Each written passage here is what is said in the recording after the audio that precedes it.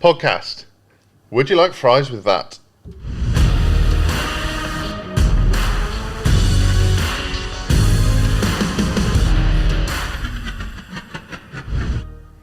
Andy, it feels like a while since we've been on the podcast together. It's been a long time. Yeah. And I've forgotten how to use the equipment.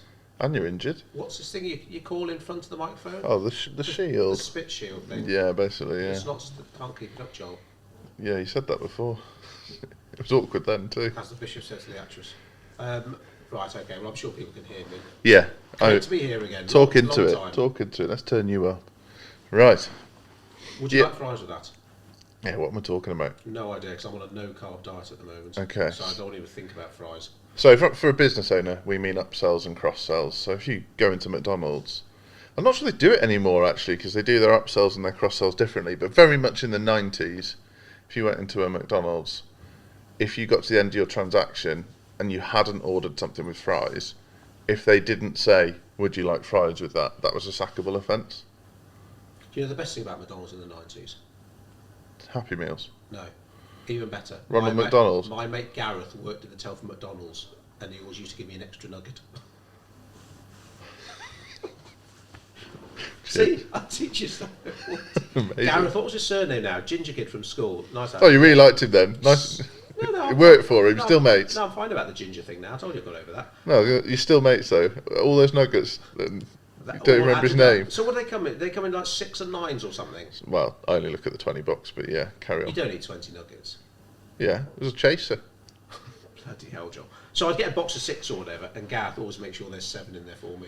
And it was like, good man. So that's the best thing about McDonald's. Yeah. And he did say, would you like fries with that? And he was best man at your wedding. I never saw him afterwards. But anyway, yeah. Why are we talking about fries? I'm really hungry. Sorry, it's only 9:30. No, no, but I'm injured, so I can't eat carbs. I'm not sure about that either. How'd you heal?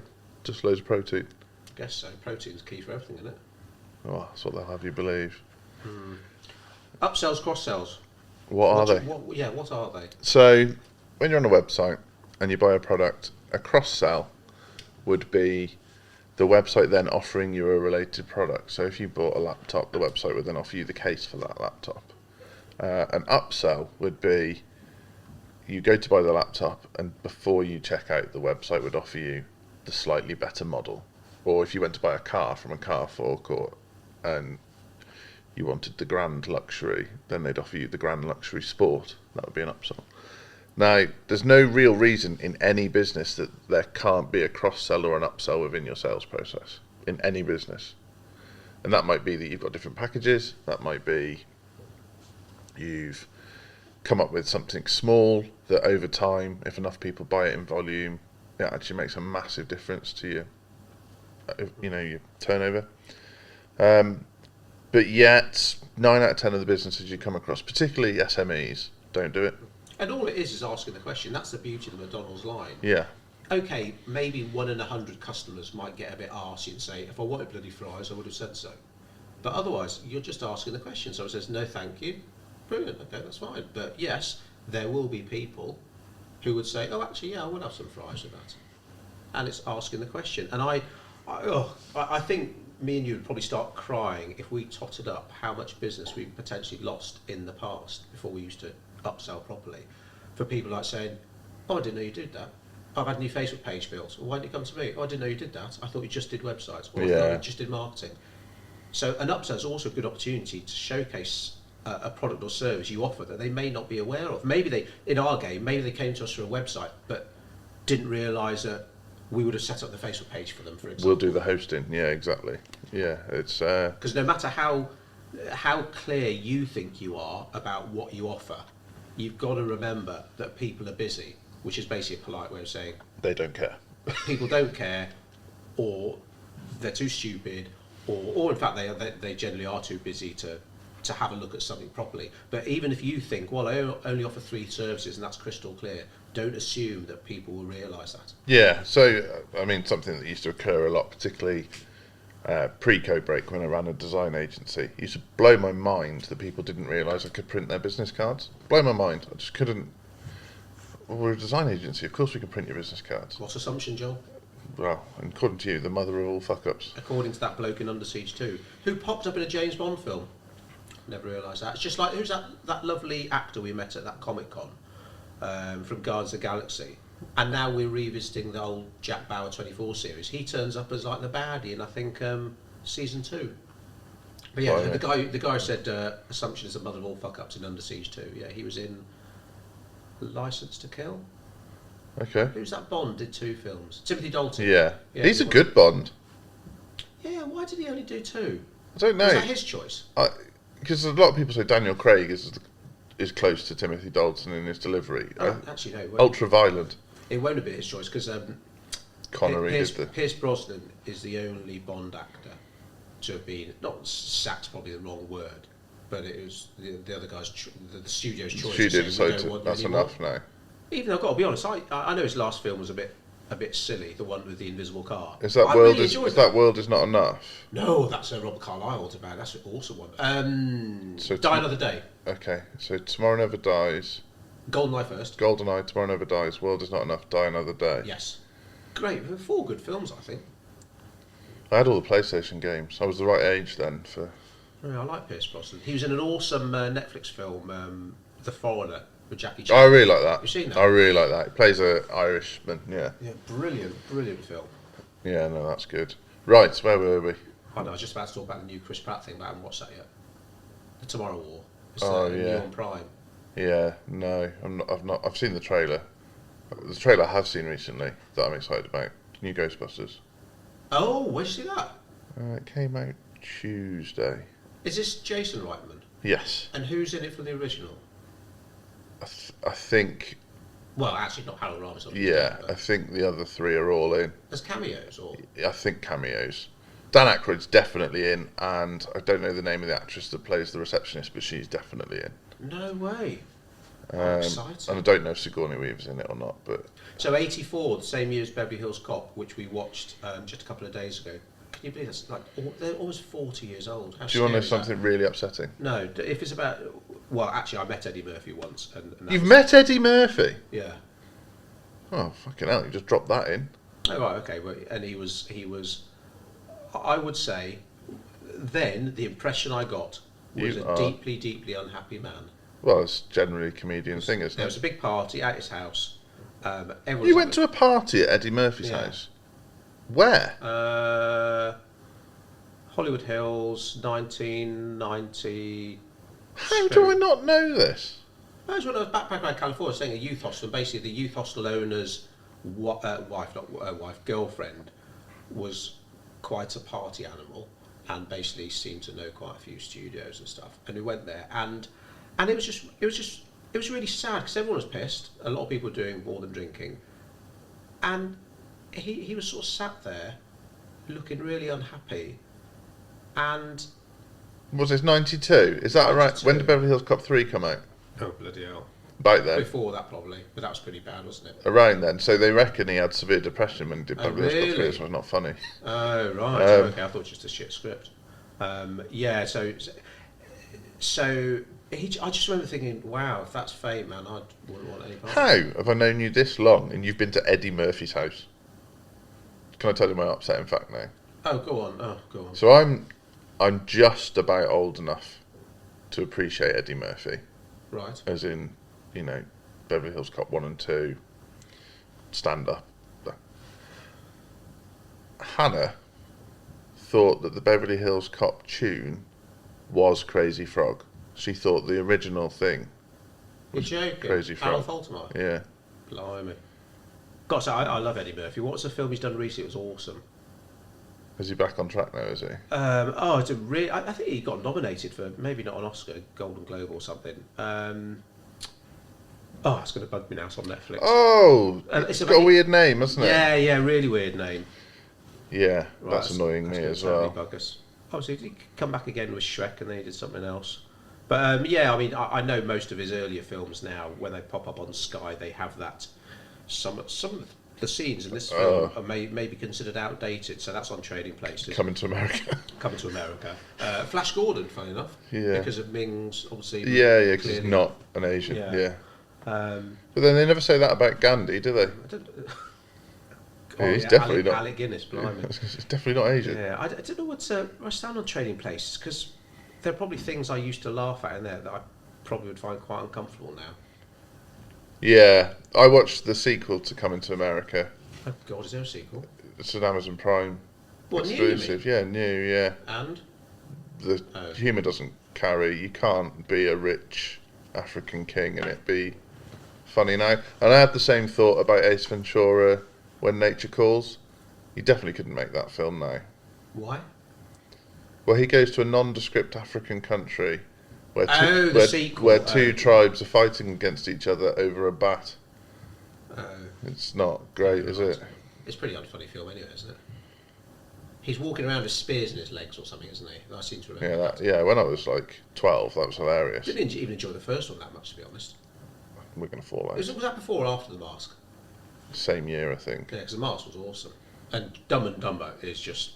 I remember like almost wetting myself in the cinema watching Ace Ventura: Pet Detective. It's got to be one of my all-time favourite comedies. You've hurt me deeply. Oh, really? So, upsell, cross-sell. Oh, right, God, yeah, totally. How do we get onto that subject?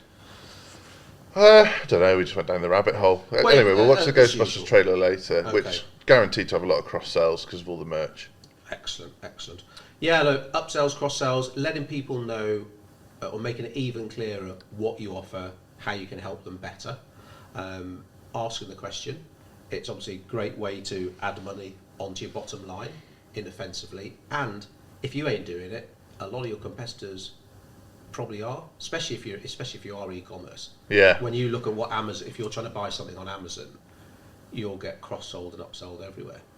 Yeah. Seamlessly. So what's the best / biggest / worst cross-sell upsell that you've become victim to? When you do it cold, so you know I moan about my car a bit because I love my car and I love the car before. So they're on 3-year leases, and I never hear from that company at all until guess when, Joel?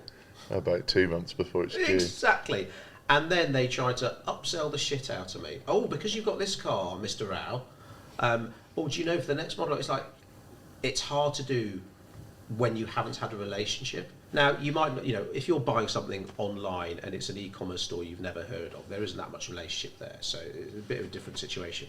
But if you're in a service-based industry and you've got a customer and you never stay in touch with that customer, and then you try and hit them with a sell out of the blue, they probably ain't going to be happy. So I didn't mind the first 3 years, didn't hear a dicky bird, got another car off them. This time, I ain't getting a car off them, I'm going to go elsewhere. Yeah. So you know why? Because I want to cuddle, Joel. Everyone wants a cuddle. Didn't we agree that? Everybody needs a cuddle. Everyone needs a cuddle. And the people that say they don't, the hard-faced types that cry on the inside, like you say, they need they need to cuddle the most. They need to cuddle the most. Yeah, I need a cuddle at the moment. Yeah. Bloody hell! You can't just go up and grab people and cuddle them, obviously. No, those are the days. Enough about your clubbing stories. Everyone needs a cuddle. So you can't hit them with an upsell or cross-sell cold. Yeah. If you're a service-based business. But then, we've done loads of podcasts and videos about the importance of staying in touch with your customers. So many people, they will pay an amount of money to acquire a customer, and then it's just on to the next customer. Whereas, okay, you've got someone now, you've paid to acquire this customer, look after them, because then they'll be more likely to stick with you rather than get tempted by the next shiny, bright thing. They'll be more likely to be upsold or cross-sold to, and they'll be more likely to refer you. So look after your customers, have a relationship with them. So then when you think, That's what I was about to say. Oh, really? Go on then. Back to my clubbing days, do you want a relationship or a one-night stand? But that's the reality, isn't it? In Bolton. I dread to think what that was like in those days. Oh, I had a girlfriend then. So. Did you? I had a girlfriend at university, yeah. It was a fatal error. Was it one of the ones I've met? You've met... I wasn't with her when I knew you, but you've met her. Have I? You used to do judo with her. Oh, Christ, that one. Sorry. She might be listening. Oh, so I'll get told off for blaspheming by my mum now. So, speaking of... Obviously, you've just given an example of a really... You're engaged to her for uni? We didn't get engaged at uni, we got engaged after uni. Blimey. I'm older than you think. Well, I thought you were 40 when you first met. Yeah, all right. That would make me 50 now. You're older than me. Always knew it. So, a company, I'm going to name drop them. So, Sneak, Codebreak, big fans of Sneak, Yeah, I love which Sneak. is Love it. Sugar-free energy drink aimed predominantly at gamers, but seems to be quite big in the dev community, drip feeding into the marketing community now. Are you telling me I'm not their customer avatar? You're in the marketing community. You're getting there. You've got a PlayStation. Yeah, I played for ages. Yeah, and you saw that out. They're very good at cross-sells and upsells. So, Give me an example. so if you put a tub in your basket on their website, you have to spend over £50 to get free delivery. So you'd need to buy 2 tubs. So there's a smart upsell / cross-sell there straight off the bat. Do you want to put another tub in? Then as you're checking out, they offer you a shaker to drink it out of.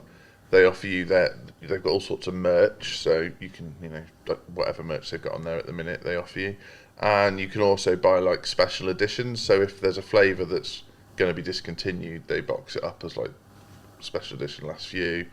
Or if there's a new flavour they're trialing, they box up special edition last few. And then they do a really good job of staying in contact with you afterwards and throughout the journey. How did we do? I know. I haven't bought any Steak for ages, but I know what they did really well.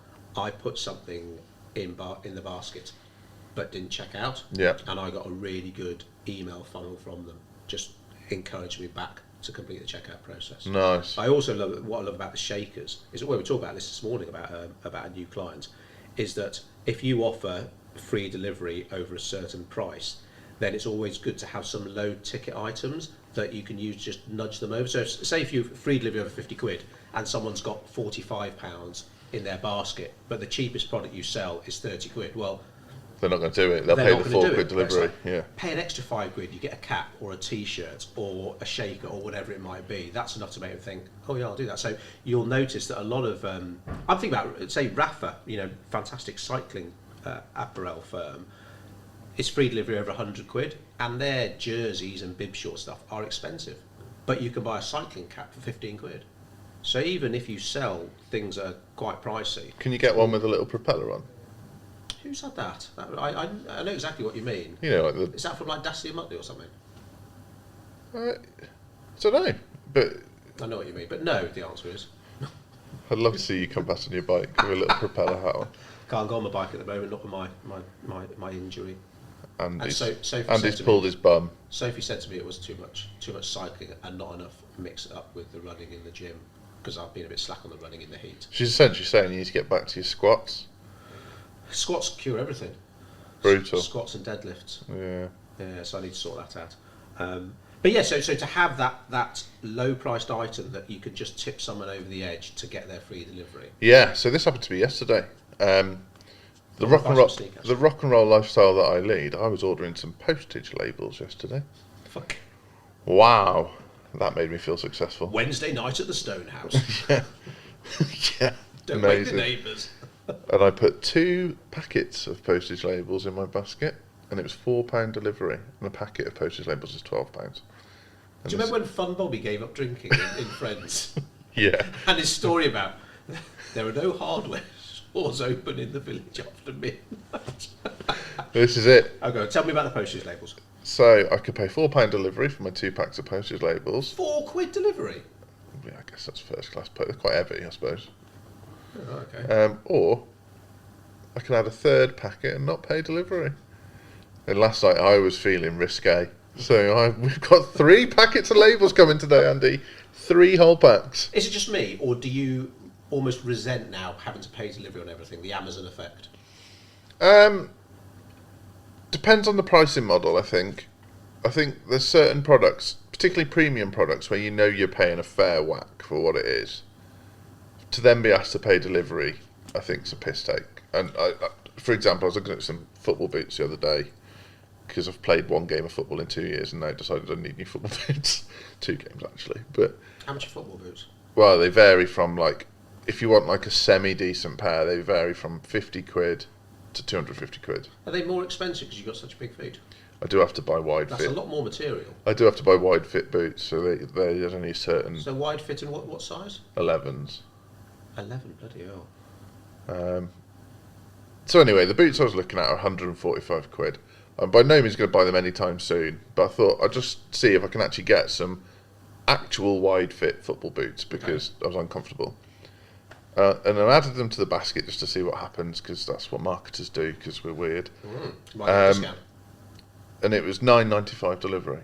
I was like, Bloody hell. I'm not paying £145 for a pair of football boots and then paying £10 delivery on top. I'll just carry on being uncomfortable in my That's oldie ridiculous. worldy ones. Yeah. But did you leave them in the basket and then see if you got a discount Yeah, emailed nothing. to you? Nothing. And it wasn't because I wanted a discount. I just really like to see what people's follow-up is. Well, I've noticed, I haven't sold many things on eBay, but I've noticed when I sell something and do free delivery.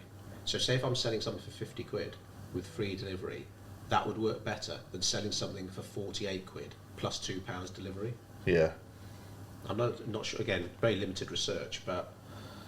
Yeah, no, that makes perfect. That a lot of our e-commerce clients make And that argument. especially if, because I mean, there was a business we used to help a couple of years ago that hated Amazon, wanted to sell through their website. They are now selling on Amazon, and very strangely, their products are actually cheaper on Amazon than they are on their website. And on their website, you have to pay for delivery, whereas through Amazon, as a Prime member, you get it cheaper, and you don't pay delivery, and you get it the next day. We've had 2 clients that have tried to approach us with that model. It's like if you sell something that can be bought on Amazon, and okay, well on Amazon I'm a Prime member, I'll get it free the next day. You need to look at doing something. In fairness to e-commerce businesses, you should always have a backup to Amazon ready. You should whether it's a Shopify, a WooCommerce site, whatever number of other e-commerce platforms there are out there, you should always have a backup to Amazon, because you never know when Amazon are going to move the goalposts. Mm-hmm. But you can't compete with yourself. So we're talking to a brand at the moment, and I won't name what industry because it'll give it away, but they do e-commerce and they've got a premium brand as well. And so what they've done, rather than destroying themselves and undercutting their own high street stores, they've set up a separate brand for their e-commerce so that they can sell things at a lower price, because there's less overheads obviously, but not cannibalise their own high street business. And the amount of particularly e-commerce businesses that approach us and they haven't realised that their Amazon presence or their eBay presence is cannibalising their online shop or cannibalising their high street store, and they look at us like we're insane. More pain in the short term, but very much good long-term thinking. Yeah. And there's a number of brands out there that do that. You look at like the VW group. I think they own Lamborghini, Audi, VW, Skoda, Seat. The technology in the cars is all the same. They're all combustion engines, or some of them are battery powered now. But they don't want to cannibalise their own market. Yeah. Someone that's got a Lamborghini probably isn't going to buy a Seat. That's nothing against the Seat. It's just I mean, sure, Amazon. I mean, they just have changed everything so much, from people expecting free delivery to, I mean, like my girls now, my daughters, if they order something and it's through some website because of an ad or something, and delivery isn't within a couple of days, they're outraged. And I tell them the days of, like, when I was a kid, you order 2 something weeks. mail order, it's 28 days. Because then, you put the order in, they have to contact China. China ships it. That's why everything was 28 days. They just wait for the orders to come in before they actually the joy, and no children will go through this now, and I think this is sad, of collecting tokens on your cereal. Oh, yes. To get a bowl that says Weetabix on it. And it takes 28 days. And the day that bowl arrives is like nothing you'll ever experience. It's amazing. I mean, every day, if Holly's ordered something online, you go, has it come? Has it come? Has it come? And it's like, to be honest, it's easier to get stuff through Amazon. Why don't brands do that anymore? I still think there's strength in that form of marketing. So we didn't drink Tetley tea in our house. We were like a Thai food house or whatever. But as soon as Tetley did you could get a mug that looks like the Tetley tea man, we switched tea to collect the tokens to get the mug for the Tetley tea man. Or, as soon as you get a set of 4 bowls, one with Coco the monkey on, one with Tony the tiger on, we switch cereal to get those tokens. And I understand now that we have a bit more of a throwaway culture and people want things quicker. But I think that's what it is now. If I said to my kids, tell you what, write this cereal, collect the tokens and you get a bowl and it will take, they'd be like, switch off. Oh, what do I want another bowl for? There'd be a lot of market research to prove me wrong on this, wouldn't there? I think it takes too long. Things have changed. And again, Amazon, Obviously, it's popular to just knock Amazon for what they've done, but ultimately they've opened up a world of opportunity to a ton of businesses, and they have changed the marketplace. They've changed the game. Again, the free delivery, the next day delivery, the upsells, the cross sells. So if Amazon are doing something, it's always worth having a look at. There are certain industries and certain businesses we follow to think, oh shit, they're doing that. That's worth considering. Can it apply to any of our clients? And generally speaking, whether you're selling a product, a service, fixing cars, cutting hair, there will be upsells and cross sells available. And if you've got a good relationship with your customers and all you're doing is asking the question, I guarantee your bottom line will be better for it. Like theme parks do it well, don't they? They're, like every year, other than last year, COVID, there'll be a token on cereal or in the newspaper to either get kids go free or buy one get one free for the theme park, because the entrance fee isn't where the theme park makes its money. It's once you get there and you have to pay the 10 quid for parking, or they up to sell you to VIP parking, so you park as close to the gate as possible. Then once you're in, you probably want a coffee. Halfway through the day, you realise the picnic's warm in your bag and you actually just want to go and do the unlimited pizza or whatever. Then your kids ask for a teddy or to do one of the games that you have to pay extra for, to dunk a basketball or topple a... I was going to say like a can alley or something then, but that makes me sound very old. Tin Can Alley? Yeah. Do you know who opened the monorail at Oldham Towers? Don't say you, because we've already had the Eddie Murphy bombshell. George Takei. Did he? Yeah, cool, isn't it? Met him. When did the monorail open at Alton Towers? I'd say early 80s. Okay, so George Takei would have been a big hit then. Yeah, so that was, so the Star Trek films are well into their stride. I'd say early to mid 80s, I think. Why? Yeah, but I met him at Comic Con. I wonder if they still run the monorail. You've got a picture with him, haven't you? Yeah, I've seen that picture. Doing the Vulcan sign, yeah. I can't believe you've been to Eddie Murphy's house and you haven't got a picture of Eddie Murphy. From 1992, peak Eddie Murphy. This was quite a bit before mobile phones, so yeah, there was like no one Polaroid. No one walks around with their cameras, yeah. And I was quite drunk. No, it was that was just a surreal experience. The whole California thing, to be honest, because massively into my films, saved money in my year off to go to LA on my own, just backpacking, and then to be at this amazing house. But then we know a ton of rich people who aren't very happy. I'm sure there are lots of rich, very happy people, of course, but sometimes if my girls get obsessed with a TikToker or YouTuber and their net worth is this, I do think it's quite sad, and I have quite a few talks with my girls about, okay, yep, I'd rather cry in a Porsche than on a bicycle, but if your goal is to earn a certain amount of money, you'll be disappointed, because once you've got that goal, I want 2 million out, I want 3 million out, and before you know it, you're just keeled over and haven't actually enjoyed the journey, life, your health, all this stuff that for a kid they'll be like just not interested. I'm invincible, yeah. But yeah, why are you telling me about how important my health is? I'll tell you why, Maddie and Holly. Because if you try and return to football after 2 years of not playing, and suddenly everything hurts. How are your knees? My right knee is in tatters, but I'm just afraid to tell you. Oh man. Well, you're getting on when you don't have a left knee and a right knee. You have a good knee and a bad knee. Yeah, my right knee. Leave it to the youngsters, Joel. No. Oh, right, okay. I can't. We can't cope with 2 injuries in the office. Well, there's only one of us moaning though. I'm trying to cry on the inside, but it really hurts. So what's something any service or product business can do today to introduce upsell or cross sell? All right, write down the products or services you offer. Write down next to each one how clear you think it is that you offer these services. Look which services or products work well together and make that obvious on your website too. And speak to customers, whether you're emailing customers, phoning customers. Make sure they're okay. Is there anything else you can do to help? Have that conversation, because again, like we said at the beginning, if you're trying to upsell or cross-sell cold, unless you literally are e-commerce and selling on price, it's a way to wind your customers up. Yeah. Just like the car leasing company. So start with that list and look what things do go well together. And if there isn't maybe too much of opportunity to upsell or cross-sell, what else could you bring into the fold? So if you are selling products and you haven't got anything that can nudge them 5-10 quid over the free delivery line, well, bring another product in that can do that for you. If you sell coffee, make sure you sell coffee cups. Paul, I'm talking to you. Yeah, and also, like I say, coffee. Well, what goes with coffee? It doesn't have to be. I'm not saying Cigars. Yeah, Do people still do that? We'll throw in a bloody pair of shoes. You know, what would complement your product or service that's easy for you that you can make a profit on, and then you say, would you like fries with that? Yeah. Yeah. Well, if you're a cigar company, those little cutters, what are they called? They must have a name. Oh, Mission Impossible 2.